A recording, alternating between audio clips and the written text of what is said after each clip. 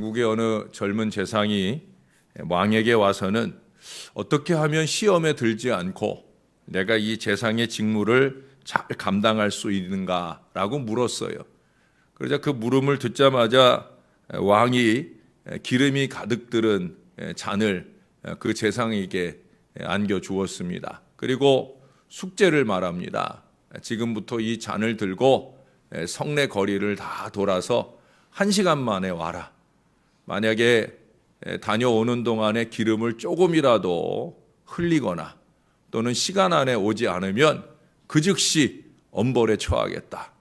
그러고 시퍼런 칼을 꺼내든 군인 2사람을 그의 뒤에 붙여서 따라가게 합니다. 기름을 조금이라도 엎지르거나 또는 시간에 늦으면 즉시 목을 베라고 하는 그런 명령을 내려서 가는 거예요. 그러니 얼마나 마음에 떨리겠어요. 이 젊은 재상이 땀방울을 뻘뻘 흘리면서 괜한 질문을 해가지고 사서 고생을 한다고. 그 질문 좀 하나 했다고 이렇게 나한테 고생을 시키느냐. 그렇게 투덜거리면서도 조심스럽게, 그러면서도 아주 젠걸음으로 제 시간 안에 무사히 잘 돌아왔습니다. 왕은 그제야 만족한 듯 웃으면서 칭찬을 해주고는 질문을 시작을 합니다. 길 모퉁이에 구두가게 받느냐? 그랬더니 아니요. 그러면 쌀가게는 받느냐? 그랬더니 아니요. 그럼 가구가게는 받느냐? 그랬더니 아니요. 계속 뭘 보았느냐고 왕이 물을 때마다 이 젊은 재상은 연신 못 보았다고 그러면서 대답하기를 마지막에 가서 이렇게 대답을 합니다. 죄송합니다. 내가 기름을 쏟지 않으려고 정신을 집중하고 오다 보니까 아무것도 못 봤습니다. 정신 팔리지 않고 이 기름 안 쏟으려고 집중해서 오다 보니까 아무것도 못 보고 왔습니다. 라고 얘기를 하더랍니다. 왕이 하신 대답은 여러분이 충분히 상상이 되지요. 그렇습니다, 여러분. 우리가 맡은 일에 충성하다 보면 시험에 들 겨를이 없는 거예요. 사단은 3가지 수단으로 시험을 해옵니다. 첫 번째 방법은 교만의 돛수를 부추기는 거예요. 내가 이만하면 하는 이 교만의 마음을 부추기면서 시험에 들어옵니다. 그 다음 2번째는 문제에 집착해서 낙심하게 하는 것이 사단의 2번째 시험하는 방법이에요. 문제에 너무 집착하게, 그래서 낙심하도록. 3번째 방법은 오히려 반대예요. 문제를 제대로 직시하지 아니함으로, 직시하지 않는 아니함으로 이끌어서 시험에 빠지게 한다는 겁니다. 결국 우리가 좌우로 치우치지 아니함, 정로로 한결같이 행함, 그것이 시험에 빠지지 않는 비결이라는 거예요. 자, 우리가 3장에서 성벽 재건의 역사가 진행되는 걸 봤지요. 이 일이 진행되니까 이미 느헤미야가 왔을 때부터, 아니 그 이전부터 이 남유다를 업수히 여기는 산발랏, 도비야, 이들이 이제 시기하는 악한 세력들이 머리를 드는 걸 보게 됩니다. 나중에 6장에 가서 보면 지도자 느헤미야를 아주 집중 공략을 하는데, 오늘 본문에서는 먼저 이스라엘 백성들의 마음을 흔들어 놓는 전략으로 그들이 치고 들어옵니다. 언제든지 군중 심리가 제일 공략의 목표입니다. 군중 심리 무섭습니다. 여러분, 예수님도 그렇게 현혹된 군중들이 어리석은 외침, 십자가에 못 박으라, 바로 그 어리석은 군중 심리에 의해서 죽임을 당하시잖아요. 그들이 5일 전만 해도, 4일 전, 5일 전만 해도 예수님 예루살렘에 들어오실 때 자기들의 겉옷을 막 벗어서 바닥에 깔아서 레드카펫을 만들어 주었던 사람들이에요. 자기들의 겉옷으로 레드카펫 쫙 만들어 갖고 예수님 오실 때 호산나 찬송, 다윗의 자손이요 호산나 호산나 그러면서 난리쳤던 사람들이. 근데 그게 돌아서는 순간이 4일, 5일밖에 걸리지 않는 거예요. 왜 그렇게 쉽게 돌아서요? 왜 오늘 예수 믿는 신앙 인생들이 쉽게 시험에 빠져 돌아서요? 자기의 겉옷을 깔아 붉은 카펫을 만들 줄은 알아도 자기들의 심령에 예수 그리스도의 붉은 보혈의 카펫이 깔리질 않아서 그래요. 겉으로 깔아놓는 게 중요한 게 아니라 우리의 심령에 주님의 거룩한 십자가 보혈의 카펫이 깔려 있어야 돼요. 예수님의 보혈의 카펫을 깔고 사는 심령들은 그런 어리석은 군중 심리에 넘어가는 사람이 아니에요. 보혈의 십자가를 향한 집중된 마음을 놓치지 않고 살아가는 거예요. 늘 잊지 않고 소원해야 돼요. 하나님, 내 마음에 십자가 보혈의 카펫이 거두어지지 않게 해달라고. 그 마음으로 살고 신앙할 때 찾아오는 모든 시험들을 이길 수 있어요. 자, 오늘 여기 산발랏의 시험을 보면 1절 하반절에 보니까 유다 사람들을 비웃었다. 뭐라고 비웃었느냐?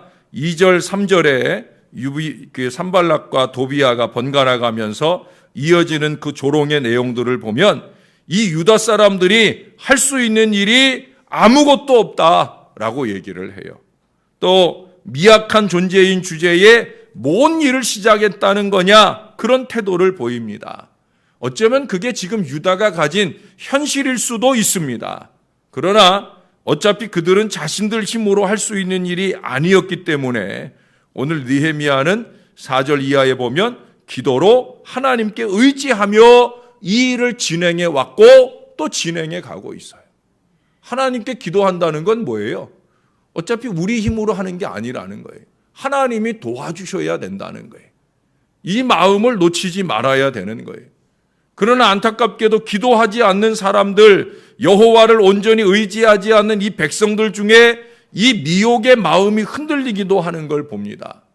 여러분 3절에 보면 도비아가 뭐라고 그럽니까? 심지어 이들이 성을 건축한들 여우가, 그 가벼운 여우가 올라가도 곧 무너질 보잘것없는 성벽이라고까지 비하를 해요. 전형적인 사단의 전략이죠. 니들이 뭘 하겠느냐? 우리들이 뭘 할까? 이런 연약한 마음으로 그렇게 이끌어가는 거예요. 이와 같은 전략으로 자긍심이나 자존심을 무너뜨리고 미래에 대한 가능성을 의심하게 만든다라고 하는 거예요. 그러나 여러분 나중에 사실 12장 31절이나 38절에 가서 보면 이 성벽을 다 재건하고 경축 행사를 하는데 그 성벽 위를 대단한 행렬이 막 그곳을 밟고 지나가도 끄떡없을 정도로 아주 견고한 성벽이 만들어지는 거예요. 그러나 시험이 찾아오면 그렇게 견고하고 대단한 하나님의 역사를 볼 수 있는데도 불구하고 조금만 더 가면 볼 수 있는데 안타깝게도 그 미래를 의심하게 되어진다는 겁니다. 사단은 끊임없이 부정적인 미래, 어두운 미래, 불가능한 미래를 생각하게 만든다는 거예요.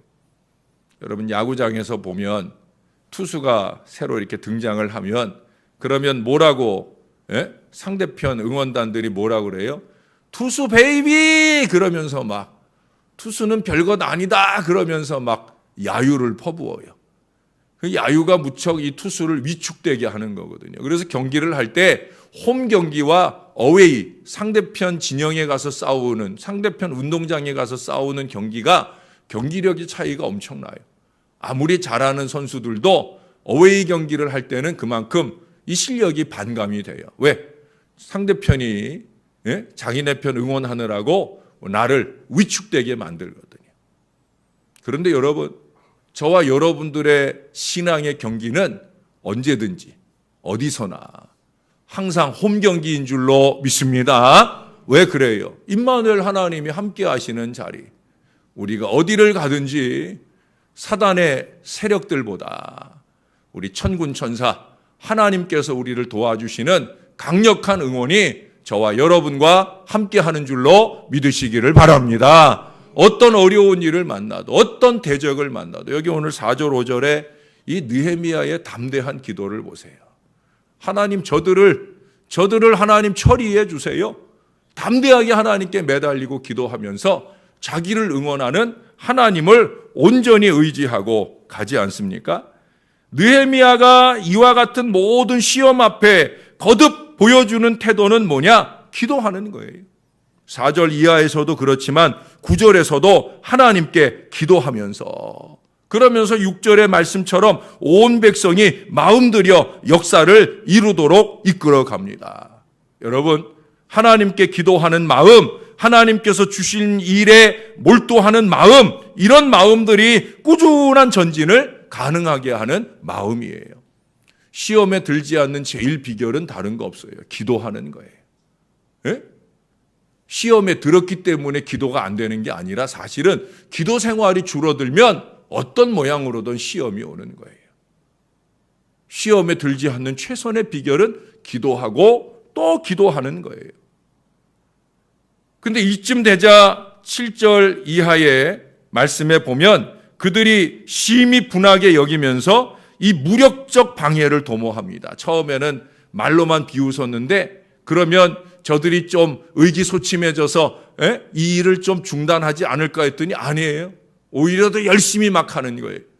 그래서 이번에는 군사를 일으켜서 저들을 쳐볼까, 그런 도모를 하게 되는 거예요.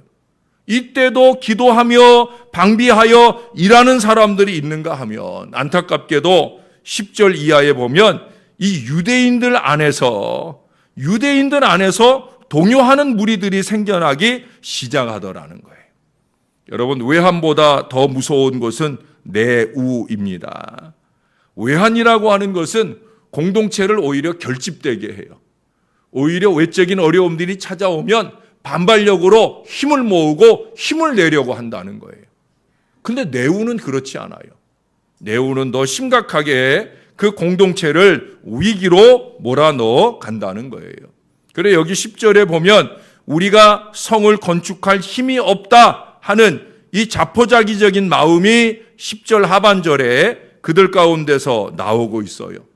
또 11절, 12절에 가서 보면 사마리아 사람들의 이 공격에 대한 공포가 막 증대가 됩니다. 사마리아 사람들이 공격에 대한 공포가 증대가 되니까 저 북쪽의 사마리아의 그 변방, 사마리아와 가까이 있는 변방을 지키는 변방 쪽에 사는 사람들은 난리가 났지요. 야, 니들이 괜히 성벽 건축한다고 난리 쳐가지고 우리가 지금 위험을 만나게 되었다. 그래서 거기 13절에 보면, 12절에 보면 10번이나 원군 요청을 하는 거예요. 10번이나. 한두 번 하는 게 아니라 10번이나 사람을 보내서 야, 지금 성벽 건축할 일이 아니라 와서 우리를 도와줘야 된다. 그러면서 성벽 건축의 흐름을 무너뜨리려고 하는 그런 어리석음을 조장하고 있더라 하는 거예요. 다행히 13절, 14절에 가서 보면 지도자 느헤미야가 요동하지 않아요. 지도자 느헤미야는 조금도 요동하지 않아요. 백성들을 무장시키되 외적인 무장만 아니라 영적인 무장을 시켜요. 그들을 두려워할 일이 아니다. 14절을 한번 가보십시다. 이 부분은 한번 읽어볼게요. 내가 돌아본 후에 일어나서 귀족들과 민장들과 남은 백성에게 말하기를 너희는 그들을 두려워하지 말고 지극히 크시고 두려우신 주를 기억하고, 예? 지금 사마리아 사람들, 또 암몬 사람들, 이 외적인 것들을 두려워할 일이 아니라는 거예요. 하나님을 기억해라. 크신 하나님 기억해라. 그분의 약속을 기억해라. 그 기억에 근거해서 너희 형제와 자녀와 아내와 집을 위하여 싸워라. 담대히 싸워라. 그렇게 촉구하는 걸 보게 됩니다. 이게 지도자의 자리예요. 사실 느헤미야라고 왜 안 두렵겠습니까? 내우 외환의 이 틈바구니에서 가장 두렵고 후회되는 사람은 느헤미야일 거예요. 그렇잖아요. 내가 바벨론에서 편안하게 잘 지내고 있을 걸. 뭐하러 내가 여기 와가지고 이거 사서 고생을 하나. 그런 마음이 생길 수 있지 않겠어요? 지금이라도 내가 다 때려치고 바벨론으로 갈까? 가면 편안한 나의 여생이 예비되어 있는데 내가 저런 무력하고 무식한 존재들을 믿고 이 일을 계속하느니 그게 낫지 않을까? 그런 마음들이 그의 마음속에 일어날 법한데 느헤미야는 그런 시험에 들지를 않아요. 비결이 뭐겠습니까? 그것은 하나님께 기도하기 때문이에요. 그가 선포한 대로 하나님의 약속을 기억하고 하나님을 온전히 바라보기 때문에 그래요. 성벽 재건에 하나님이 주신 이 사명에 집중하기 때문에 그런 거예요. 자기의 책임과 역할에 충실하다 보니까 시험들 겨를이 없는 거예요. 오늘 저나 여러분은 때로는 목회자로, 때로는 평신도 지도자로 우리에게 맡겨진 사명에 대하여 이 느헤미야와 같은 마음이어야 되는 거예요. 요동에 휩싸이는 사람이 아니라 요동을 좌정시키는 사람, 멈추게 하는 사람, 오히려 견고한 믿음으로 하나님을 바라보게 하는 사람, 하나님을 바라보고 기도하면서 위기를 극복해 가는 신실한 믿음의 사람들이 되어주셔야 되는 거예요.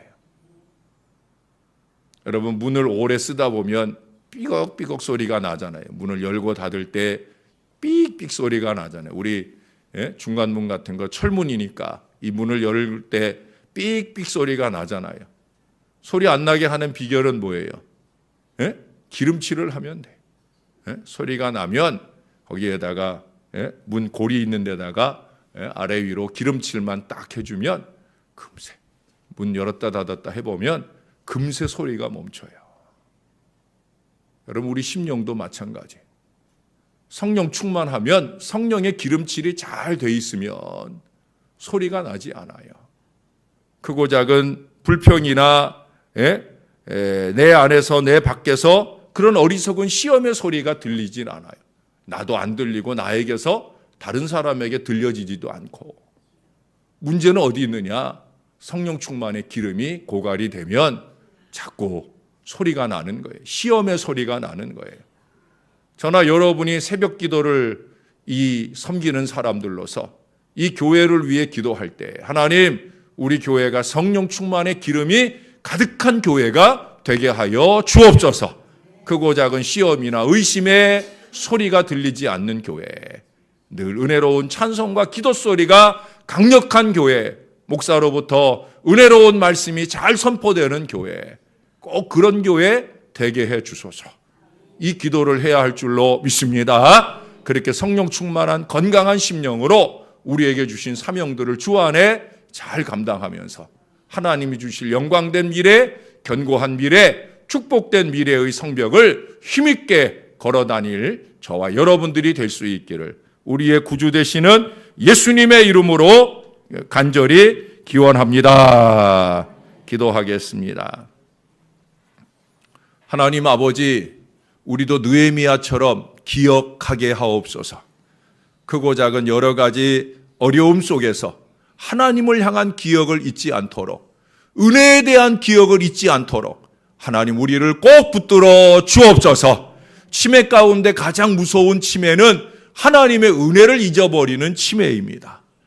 이 치매를 이기고 우리가 능히 승리할 수 있기를 위해서는 우리가 성령 충만해야 되겠습니다. 성령으로 우리 안에 넘치게 하셔서 하나님을 기억하고 하나님의 은혜를 기억하는 이 견고한 믿음으로 늘 하나님 앞에 기도하는 생애를 살게 하여 주옵소서. 몹시 추운 날씨가 이어지지만 새벽 기도의 열정을 가지고 귀한 자리에 찾아오는 이 백성들을 반드시 축복해 주옵소서. 그 성령의 기름을, 그 심령에 성령의 기름을 부어주시고 그 은혜 속에서 강해지게 도와주시며 하나님께 온전히 충성하는 그리스도 예수의 좋은 병사가 되게 하여 주옵소서. 그 심령에 십자가 거룩한 보혈에 붉은 카펫이 견고하게 깔려있는 믿음의 사람들이 되어 감히 사단이 찾아왔다가도 열자리로 물러가는 그런 믿음의 사람 되게 하시고, 나만 아니라 내 가족들, 내 곁에 있는 신앙의 사람들을 믿음으로 이끌어가는 영적인 지도자들이 다 될 수 있도록 은혜를 베풀어 주옵소서. 주님이 그렇게 우리를 사용하고자 새벽 아침 부르실 때마다 하늘의 은혜를 더욱더 충만하게 베풀어 주시옵소서. 감사합니다. 예수님의 이름으로 기도합니다. 아멘.